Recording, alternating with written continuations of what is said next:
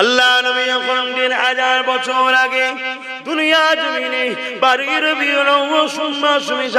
সময় তাশরীফ আনলে, আল্লাহ নবী দুনিয়া জমিনে এসে দেখলেন এই পৃথিবীর জমিনে মানুষেরা এক আল্লাহকে ভুলে গিয়ে নিজেরা নিজেদের কাল্পনিক বিশ্বাসী হয়ে নিজেরা নিজেদের হাতে তৈরি 360টা নকল খোদা তৈরি করেছে। এক একজনের এক একটা নাম দিয়েছে, লাত উজ্জা নাম দিয়েছে।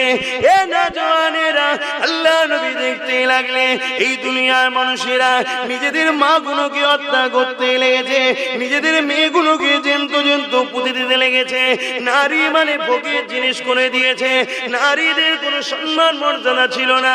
তাদের ধারণা হলো মেয়ে ছেলে জন্ম নিয়েছে শুধুমাত্র পুরুষরা ভোগ করবে বলে এইভাবে অত্যাচার করতে লেগেছিল। আজ থেকে 1000 কিছু কম বেশি আগে আল্লাহ নবী দুনিয়ার জমিনে তাশরীফ এনে দেখতে লাগলে দুনিয়ার জমিনের মানুষেরা তারা এমন করে গরিব দিগকে গলাতে শিকল বেঁধে দিয়ে বাজারে নিয়ে যে বিক্রি করতে লাগলো। ধনী লোকের ঘরের লোকেরা আসতো, ওই বাজার থেকে গরিবের ছেলেদেরকে কিনে নিয়ে যেত, তাদের উপরে পেটের আঘাত করতো, তাদেরকে ঘরে নিয়ে যে জীব জন্তুর মতো ব্যবহার করতো।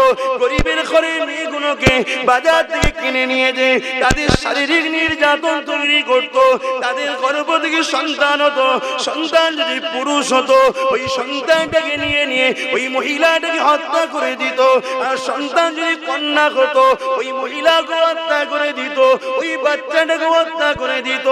এ যুবকেরা, এই দুনিয়া জমিনে নবী আমার বাপ আর মা হারা নবী এই পৃথিবীর বুক থেকে নারীদের মর্যাদাকে দিয়েছে, অন্যায়কে বন্ধ করেছে, দাসত্ববোধ বন্ধ করে দিয়েছে, এক আল্লাহকে চিনিয়েছে, শিরক থেকে মানুষকে টেনে এনেছে, দাসত্ব শিকল ভেঙে দিয়ে গরিবদের ঘরে মুক্তি দিয়েছে।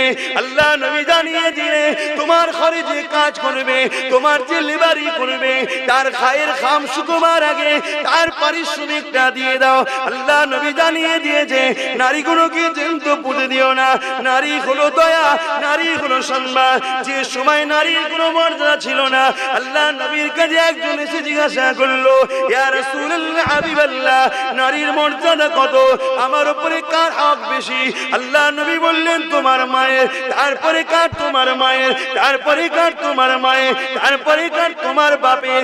এ দুনিয়ার মানুষেরা যেখানে নারীর মর্যাদা ছিল না, আল্লাহ নবী সেখানে নারীকে 3 গুণ মর্যাদা দিয়ে দিয়েছে। এত সহজে হয়নি বাপ।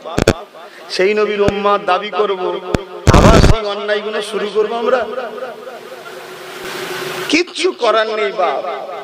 যদি বদমাইশি করো, জুলুম করো, অত্যাচার করো, আমার আল্লাহর কোনো যায় আসে না। দুনিয়ায় যত পাপ বাড়বে, অন্যায় বাড়বে, বেশরিয়াতি কাজ বাড়বে, শিরক বাড়বে, আল্লাহর পক্ষ থেকে একটা করে আসবে ভাইরাস, মহামারী, বিমার, ঝড় ঝাপটা, তুফান। এই তো আস্তে আস্তে দেখছিলাম সবটাই ডুবে ডুবে আছে। কি অবস্থা!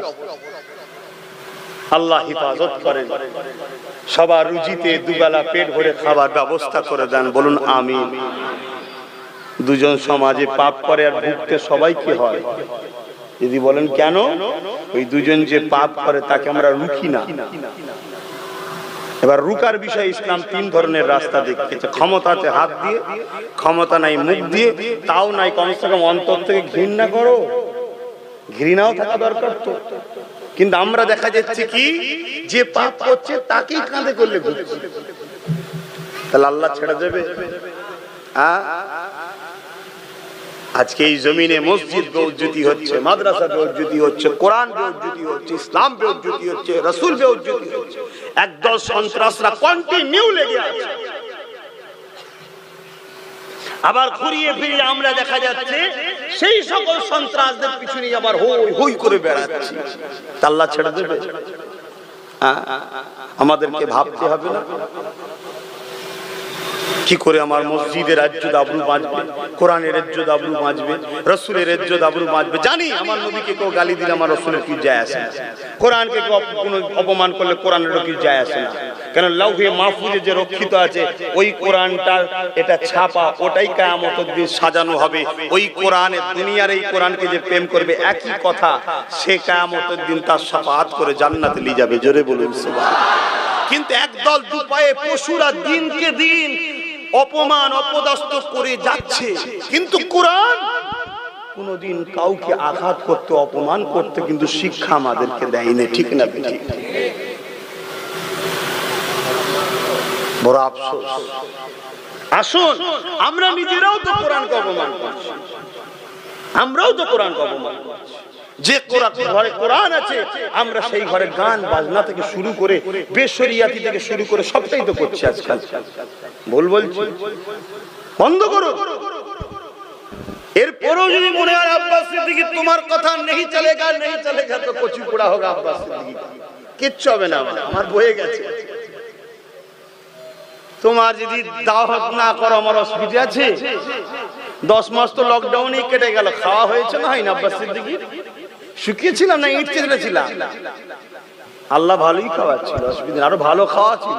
তখন তো ঘরে বসছিলাম, প্রায় ধরতে গেলে সব ভাইয়েরা মিলে আর মিলে আশপাশে সব গ্রামের লোকে দোকানলে প্রায় তামার হাড়ি চাপানো হতো, বিরিয়ানি হবে আজকে। ঘরে বসে আছি, টেনশন নেই, পেট খারাপ হলেও অসুবিধা নেই। আর জলসা থাকলে হাজার টেনশন, পেট ঠিক রাখতে হবে। এই কথা বলতে বলতে সমস্যা হবে, তো কথা বলবো কোথায়? তখন বলো দেখেছিস কত গিলা গিলিয়েছে হুজুরটা। আল্লাহ রেজেকের মালিক, জলসা কিন্তু আমার রেজেক না, এটা ওসিলা।